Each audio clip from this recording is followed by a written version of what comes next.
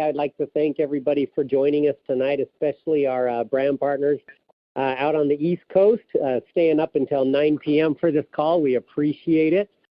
We've got a great call tonight, and it's a call that everybody's been waiting for. It's kind of all things CBD. I'm going to start off the call with a medical disclaimer, however, because this is such a controversial topic, a really hot subject. You know, the FDA has made their statement quite clear to those people that are selling CBD that CBD is being sold as a prescription drug, and therefore any company that makes claims to treat, diagnose, alleviate, heal, whatever the wordage is, if we make any medical claims whatsoever to CBD, they will treat us as if we were a drug. And obviously, as a dietary supplement company, we are not compliant with drug laws. So please, for all of our brand partners, as you're talking about the CBD, please avoid those claims just as you would any of our other products. And for our call tonight, this is a scientific advisory board call. Our doctors will be quoting clinical studies, perhaps for specific diseases. Those are quotes for clinical studies only coming from a medical doctor, and you may not use those or transcribe those as benefits or claims to yourself or any of your customers. This is for science information only, so please be aware of that. But I would like to start the call by introducing Vasayo CBD 1. I'm sure everybody's aware of it right now, but in case you're sharing this call, we are the one and only patented liposomal CBD, and I'm going to go through our 6 major sales points, because what I'm getting is a lot of frequently asked questions about what sets CBD 1 apart in this huge industry, or soon to become a huge industry, with hundreds of brands coming out. Why are we the one and only? Why are we CBD 1? And I'm going to go down this list for you. I'm going to start off right with the fact that we are organic compliant. That in and of itself will answer a lot of the questions that I get on a daily basis. People ask me all of the time, what is your extraction method? We feel that that is proprietary information and we will not disclose our extraction method. But if you know that we are organic compliant, then the reason why you ask that question will be answered, because people want to know if we're using harmful solvents or extraction methods that could leave residues. The fact that we are organic compliant should answer that question, that we do not use any of those inorganic residues that could build up in your bodies over time. Our second sales point is that we are a non-genetically modified organism, or non-GMO. We do not use GMO hemp. Our third sales point is that CBD1 is a broad spectrum cannabidiol. In other words, it contains 4 of the 5 major classifications of the cannabinoids out there, including CBG, CBN, CBC, and CBD. We are THC free. From the plant to the package, we control and have quality control systems in place, and we are 100% plant to package, made in the USA. And that's quite important to know. Again, it answers a lot of other frequently asked questions that I get.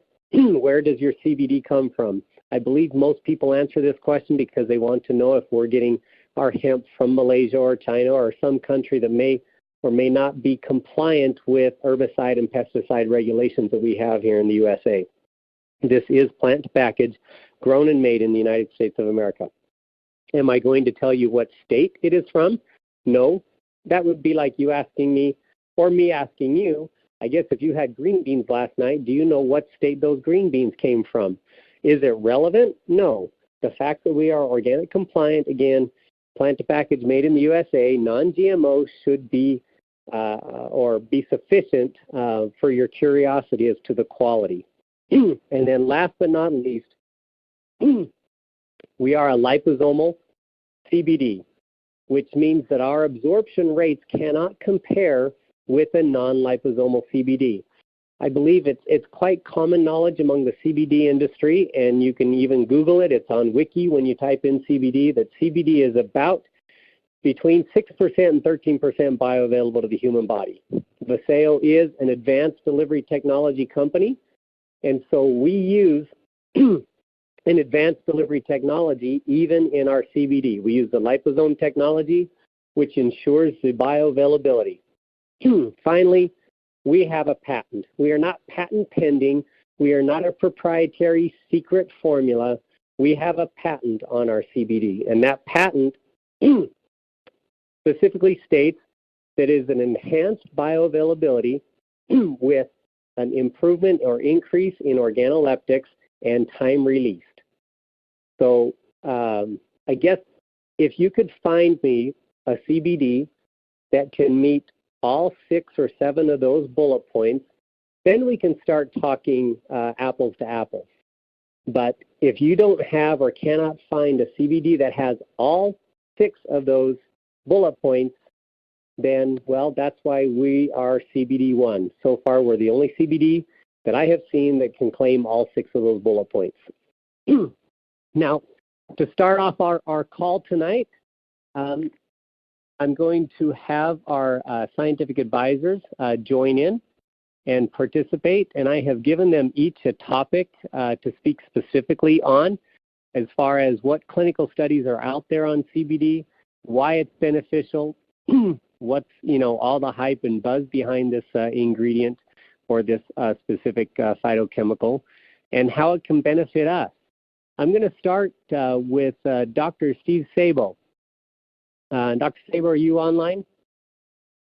I am, Tracy. Great, thank you.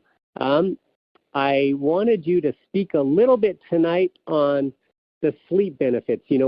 I think probably the most frequent or most common benefit that people get from CBD is it helps relax them and allows them to sleep better. Can you touch on that and what studies you found that shows that CBD can actually benefit us? Sure, Tracy. I'm happy to be here tonight and happy to talk about CBD and sleep. One of the many uses of CBD is for sleep. It's actually been used for many years as a sleep aid. And I found a study from January of this year, January 2019, and they talked a little bit about what Tracy is talking about, that is people who are anxious and sleep. It's CBD in anxiety and sleep. And what they did is they gave a dosage of most patients of 25 milligrams per day. Some actually were increased to 50 and 75 milligrams, and one schizophrenic patient actually was increased because he wasn't responding. They increased it to 175 milligrams. And so what they found here is that there was a significant improvement in both anxiety and sleep over the first month. Over the next 2 months, the last 2 months of the study, they found help in both anxiety and sleep, more sustained in the anxiety group than in the sleep group over those next couple of months. But, it was kind of a small study. I think they had about 74 patients. Other studies, just to touch base on a couple of things, show CBD may help with excessive daytime sleepiness. In other words, it helps people become more alert. And then when they're more alert during the day, they're more apt to sleep at night. Another study showed that CBD appears to increase total sleep time. But some of the issues with these studies is that there were differences in the dosage from study to study. Some actually were upwards of 600 milligrams a day. And it's really not clear from these studies what the optimal dosage is. It's also not clear what type of CBD was being used. I doubt they used liposomal. I think what's going to be needed is more studies with larger groups of patients. And another factor as I finish up here is that many people with chronic pain and anxiety issues also suffer from insomnia. And by helping get their pain and anxiety under control, sleep can be improved. So at Vasayo, we're really getting great results with our CBD oil and cream in the short time these products have been released. And I believe that for people with sleep problems, what I recommend is kind of combining our sleep product in conjunction with the CBD oil. And I believe that by putting these two products together, it really potentiates their effects on sleep. So I'm going to send it back to you, Tracy. You hit that right on the head. CBD has been known and is most commonly used for its ability to increase cellular communication, whether that's via neurons, redox pathways, et cetera, et cetera. And when we have a product that already benefits with sleep, like our melatonin-based product we call Sleep, combining CBD actually just makes it work better. And we're getting a lot of testimonials from brand partners that show that. And though we don't have a clinical study, I was actually really intrigued by the first study that you cited, how they started out with doses as low as 25 milligrams, working on up to 175 milligrams. You can almost guarantee that that probably wasn't a liposomal CBD that they were using. And so the results using a liposomal CBD could have potentially been much greater or at a much less dose using something that actually gets delivered instead of something that's only 13% bioavailable, don't you feel? Yes, I agree with you. I agree. Yeah, great. All right, thank you, Steve. Dr. Galicia, are you online as well? Hello, good evening. Yes, I'm here. Good evening. Great. Thank you. Since you specialize in pain and pain management, I wanted you to touch on the topic of CBD and pain. And, this is where I think CBD is most famous for, especially among, late-stage cancer users. I mean, most people, I think, in the beginning who were getting or filling prescriptions for medical marijuana were citing that they needed it for the pain. And I think this is the greatest potential when it comes to opiate reduction use in this country, where CBD can play a huge role. So tell us a little bit about CBD and pain management. Yes, thank you.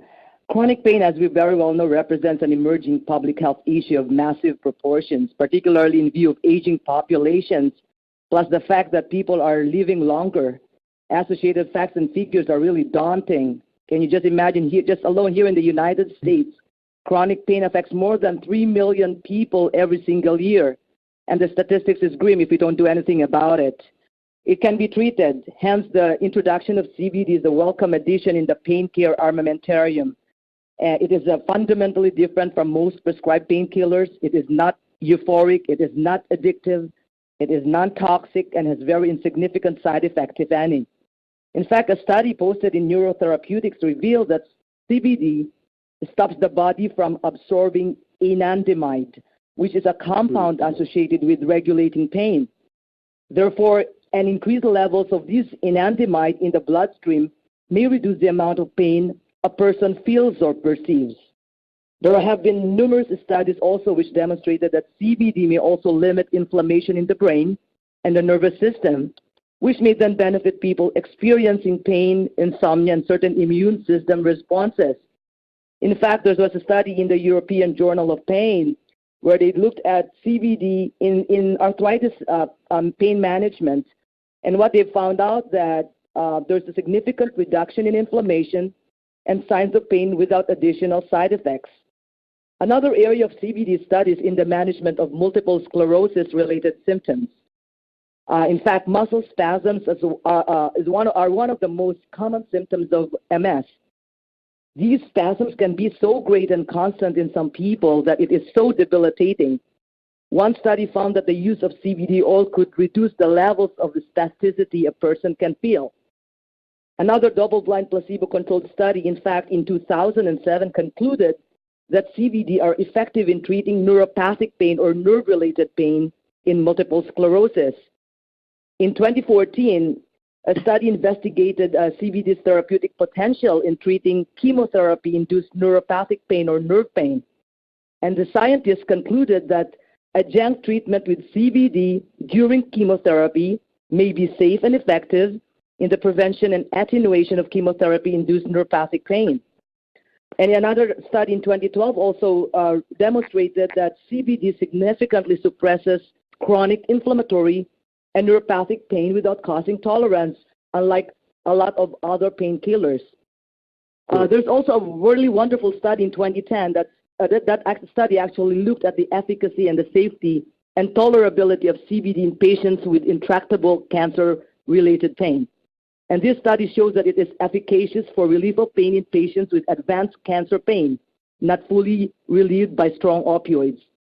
CBD has shown effects on sleep architecture, like Steve have mentioned. In pain management, restored sleep is vital in healing and in normal pain processing signals. The studies have shown that people with insomnia or any sleep dysfunction have pain amplification. With CBD, we target both areas. With the war against pain and war against addiction and opioid overdose, we can actually help curb these problems with non-opioid products that would help effectively manage pain. The combination of Renew and CBD actually target different pain processes effectively. I think that's what I could share tonight. Great. Thank you, Lana. You know, I was particularly interested in that MS study that you quoted. I personally know people that suffer from MS and have had many testimonials from brand partners emailed to me stating how exactly what you said at the very end, how when they were taking Renew, that their pain was somewhat managed and they were able to function quite well, but when they added CBD to their Renew on a daily basis, they're now, well, different wording from different brand partners, but some have said it has saved their lives. Another one has told me that it has enhanced their quality of life. Another young mother said that she now actually can get down on her hands and knees and roll around and play with her 4-year-old, which was just, you know, so touching to me, that we actually gave this kid her mom back just because of Renew and CBD and those combined benefits. So, you know, I know we're citing a lot of studies, and it may sound uninteresting just to quote studies, but just realize that those studies mean real-life experiences for people. And so, Lana, thank you for sharing that. Most welcome. Good evening. Dr. Baker, yes, I'm excited to hear what you're going to say because, again, I have read several studies on CBD and what it can do for the cardiovascular system and heart health in general. So why don't you share a little bit about what you've learned regarding that topic? Well, thank you, Tracy, and I appreciate the opportunity to discuss about cardiovascular benefits of CBD because cardiovascular disease is certainly a special interest of mine. Cardiovascular disease is a leading cause of death really here in America in both men and women. There were over 610,000 deaths last year from cardiovascular events. There's accumulating evidence really that suggests CBD is beneficial to our cardiovascular health, and this is usually in general from three different ways. It decreases inflammation, it decreases blood pressure, particularly systolic, and it minimizes arrhythmias or irregular beating of the heart. There are multiple articles in PubMed.gov, Tracy, that show CBD has direct actions on the arterial wall, causing vasorelaxation or vasodilation. It also increases nitric oxide, which is a very important molecule. It's a buzzword in medicine right now because it helps protect us from plaquing of our arteries. The National Institute of Health actually showed, and they sort of elaborated further on that and said that CBD may also reduce cardiac fibrosis, which is scarring after a heart attack. Cell death and inflammation seem to be decreased. And it seemed to decrease muscle dysfunction after heart attacks. That to me was very important because what debilitates most people after heart attacks is congestive heart failure. So that was an amazing benefit that I read. CBD has also been shown to decrease heart attack size, or basically the area of damage of the heart muscle, again, decreasing maybe that risk of congestive heart failure. CBD has also been shown to decrease inflammation in the heart muscle brought on by things like viruses, medications, autoimmune diseases, which I've seen all of these. It's also very important to note that it's been shown to decrease abnormal cardiovascular responses to stress. It's now considered, stress is, to be a risk factor for heart attack and stroke. So very important that it seems to be showing some benefit at reducing those issues. Another way that CBD has been shown to help the heart is in its antiarrhythmic effects. As I mentioned, that's irregular or extra beating of the heart, which can be life-threatening. The British Journal of Pharmacology a couple of years ago showed that especially after having a heart attack, there are definitely fewer arrhythmias if a person's been on CBD regularly. There are several studies that have shown CBD's anti-inflammatory, antioxidant, as well as neuroprotective qualities that help make stroke size smaller as well. These are incredible benefits. The University of Shanghai recently did a study that showed CBD may benefit conditions that involve deficiencies in blood flow to the brain, such as strokes, TIAs, which are near strokes, and other vascular diseases. So again, stroke and heart attack seems to benefit. It's also been shown in several randomized studies on healthy people to lower systolic blood pressure. And once again, to help increase that nitric oxide I mentioned earlier in the endothelium, which is very important to our health. As we continue to explore the regular use of CBD and its potential therapeutic effects, really in multiple medical issues, the evidence strongly points toward significant cardiovascular benefits. And I'll end there, Tracy, but just again, thanking you for letting me discuss a very important topic. Anything that seems to help us to decrease cardiovascular disease, I think, is very much worthwhile. Yeah, for sure. Coronary heart disease is the #1 killer in the United States, and I found it particularly interesting when you said that CBD has been shown to be a NOx booster. You know, I remember back when I was really into working out and exercising, you know, our coaches were always touting that we need to increase our nitric oxide levels, not only to protect our heart, but to build healthy muscle mass and improve blood flow. So anybody who's on a regular fitness program where you're kind of pushing your body to the limits, hey, you know, Dr. Baker said it, as a NOx booster, this could be, you know, just as critical to you as taking your multivitamin every day. So thank you, Dr. Baker, for sharing that.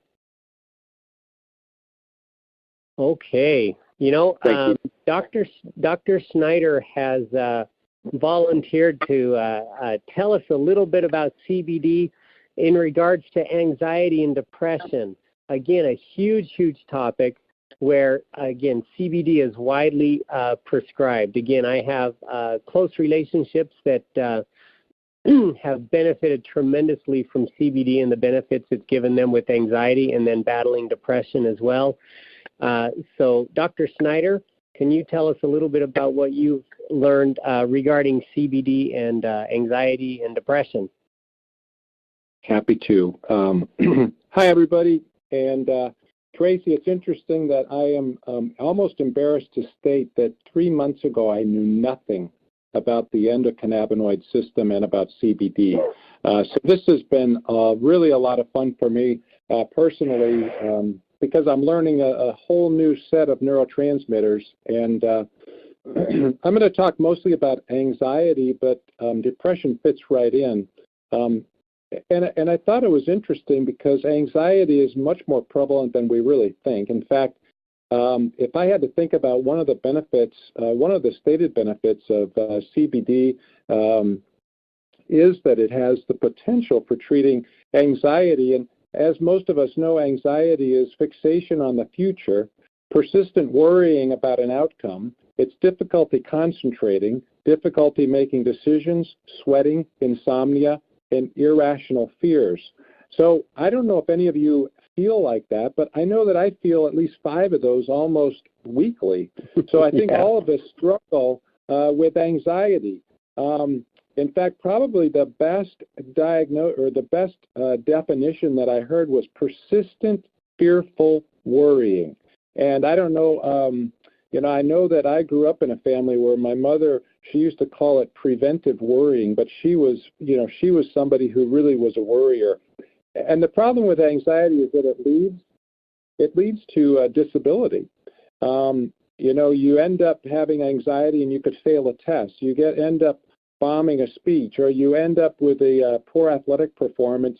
And I think that's sort of like you get the yips or you choke. It also leads to insomnia, relationship breakdown, and it also increases the suicide risk. So the risk of anxiety, and I think all of us, quite honestly, can relate to the fact that we've all had to deal with anxiety at one time or another. And in the United States, there's a 29% lifetime prevalence, and it's the highest of any mental disorder. So it has a huge social and an economic burden. Now, we know that CBD has known therapeutic properties, and we've all heard of them. They're the anti-pain, they're neuroprotective, anti-convulsant, but we now know that it is actually an anti-anxiety agent with potential to help in a very, very real way. Now, the interesting thing about CBD is that it is well tolerated up to 1,500 milligrams per day. Now, those are huge doses. And the reason I bring it up is because we have to know that what we are taking is safe. And a nutrient, which is like a phytochemical, which is what CBD is really, like Tracy has also always said, it's really concentrated food. So we know that it is very, very safe, and it's very important. Most of the studies showed that you can take up to 1,500 milligrams of this a day, and it's well tolerated without any side effects. Now, it's interesting, the reason why they have found that it happens to be anti-anxiety is because it acts on several different receptors. We know it's the CB1 and the CB2 receptor, but it also specifically acts on one of the serotonin receptors called the 5-HT. Now, why do I bring that up? Well, because most of the antidepressants are actually serotonin release inhibitors, and you may have heard of Zoloft and Prozac. And so the CBD actually interacts with the serotonin receptor to actually stimulate it. So that is possibly one of the possibilities for CBD and the cannabinoids being anti-anxiety as well as anti-depression. The other reason that it has the potential to be antidepressive is there's been fairly good research which shows that inflammation of the brain through the cytokines can actually be one of the causes of depression. Now, the other thing I wanted to say is, why don't we just smoke pot? And a lot of people think, gosh, if CBD is so good, well, you know, you can get this medicinal marijuana, and you can probably legally get marijuana in most states. But the problem with marijuana is that if you take it in high doses, in other words, the THC actually causes anxiety in high doses. The beautiful thing about CBD is it has been shown not to cause anxiety. In other words, a little bit of THC may be helpful, but a lot of THC can actually reverse and actually cause anxiety, which is what we absolutely do not want. The good news about CBD is that you need very, very low doses for it to have an anti-anxiety effect. So that's really very, very important. It also has been shown to be effective in treating post-traumatic stress disorder. And I'm sort of going to close by probably the most interesting thing that I found in my research over the past week was that why do we have this endocannabinoid system? Why do we have all of these receptors? And in fact, I thought to myself when I first started learning, and actually I listened to Tracy teach me about this, is we have these receptors all over our body. Why? I mean, why are they there if we don't really feed it with these phytocannabinoids, things like, CBD oil? Well, the reality is that our body produces endocannabinoids. In fact, we produce them just about every day. And I think Lana actually mentioned that the anandamide is one of the feel-good chemicals that our body produces. And those of you that are runners will know the reason you get that runner's high is because it releases endorphins. And so we actually produce a cannabinoid in our body that actually allows for us to feel good when we run, or when you're, jumping out of an airplane, or you're doing eye surgery. I just do that part in there. But anyway, all of these things create high levels of anandamide. And what they have found is that the CBD actually inhibits the breakdown of our endorphins. And what that means is that you will be allowed to keep that runner's high. In other words, the natural endorphins will stay in our blood level at a higher level for a longer period of time, so we will stay happier longer. And I guess the take-home message to that is you can't be happy and have anxiety at the same time. They really don't mix. So that's where I'm going to end it. Fascinating stuff. There's a lot of research. And, the fact that I did not know anything about this 3 months ago really reflects where we have been in medicine. So the research is yet to come. There is a lot out there, but I'll tell you what, the spigot is just opening up, and it's very, very exciting. So thank you for your attention.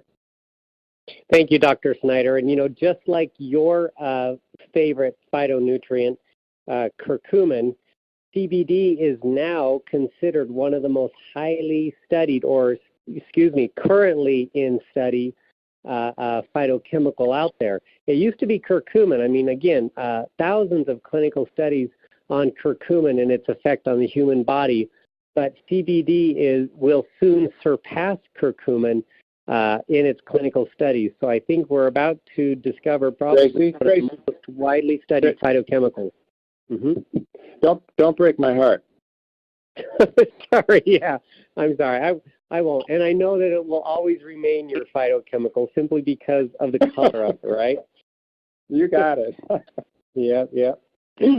No, and if I could just relay one message to everyone, just to put on your scientific caps, you guys, phytochemicals truly are amazing. It's one of the reasons that got me involved in the study, in the field of study that I am in, is because our food is incredible. Plants on this planet are incredible. And to think that literally in your backyard could be growing the next cure for cancer just fascinated me in my youth. We don't, the more we learn about these plants, the more we are discovering that we don't know a lot about plants. It's really fun to see Dr. Snyder, Dr. Baker, Dr. Sabo, and Dr. Iglesias learn more and more about phytochemicals as we hold these scientific calls. And I'm so thankful for the work and the time and the effort that they put in to study the ingredients in our products, because it's not their field of medicine. They each have their specialties. But the fact that they take their time to learn about each of these new ingredients shows me that they are true scientists and always open to learning, and I appreciate them very much. But everyone, thank you for participating on the call.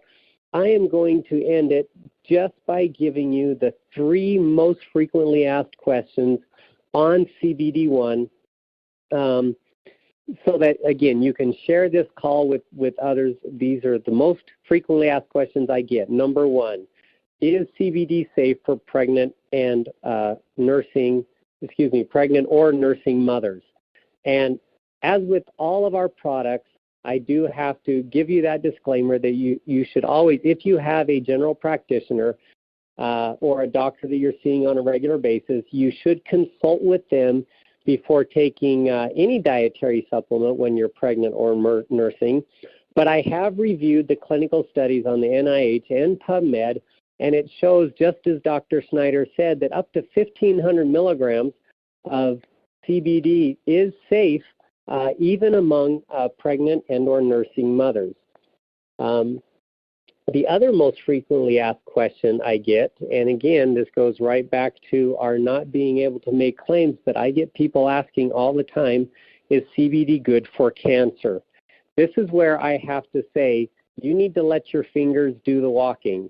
If I were diagnosed with cancer, you better believe I'd be studying all about my particular type of cancer and what alternatives are out there, and I would even get second and third opinions before I begin a treatment program with any oncologist. But please search the NIH and PubMed and many, many other websites. Clinicaltrials.gov have an amazing array of clinical studies on CBD and various types of cancers. So I'm not going to be answering this question, whether it comes to me via email, via phone, Facebook Messenger. I cannot give specific disease-related recommendations. You must go ahead and Google and then talk with your practitioner regarding that. And then finally, the last most frequently asked question that I get, it still comes in on a daily basis: how is your CBD extracted, and can you give me the exact milligram amount? My friends, the exact milligram amount of our CBD is written right on the bottle. It is 13 milligrams per dose, and the extraction method we consider proprietary information. Now, our owners may decide to release that information one day, but I can tell you that right now we consider it proprietary. And maybe someday, like I said, we will share that with you. But thank you for participating on this call tonight, everyone. Please share this. It will be available in the app as soon as it is downloaded, and our good friend who does it all, Peter, in the office, gets this prepared and ready.